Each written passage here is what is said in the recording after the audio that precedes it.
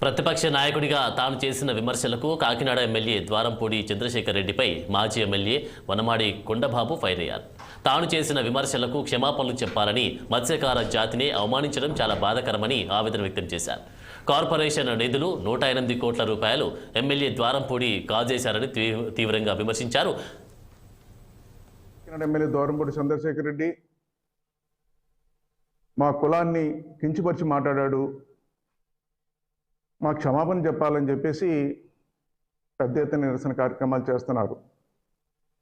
మత్స్యకారులే కాకుండా ఈ రోజున అన్ని వర్గాల ప్రజలు కూడా ఏంటి ఎమ్మెల్యే ఒక కులాన్ని కించపరిచి మాట్లాడుతున్నాడు. గతంలో చూస్తే అనేక సంఘటనలు కూడా ఈ విధంగా మాట్లాడిన సందర్భాలు ఉన్నాయి. ఈవేళ వాళ్ళకైంది రేపు మనకు అవుతుంది అనే ఆలోచనతో అన్ని వర్గాల ప్రజలు కూడా ఆందోళన చెందుతున్నారండి. ఆందోళన చెందడం కాకుండా కొంతమంది అయితే ఎస్సీ సోదరులు అల్టిమేట్ కూడా ఇస్తున్నారు. ఈరోజు ఏంటి మీరు క్షమాపణ చెప్పాలి, చెప్పకపోతే మీ ఇల్లు ముట్టడిస్తామని ఒకరు ఇలా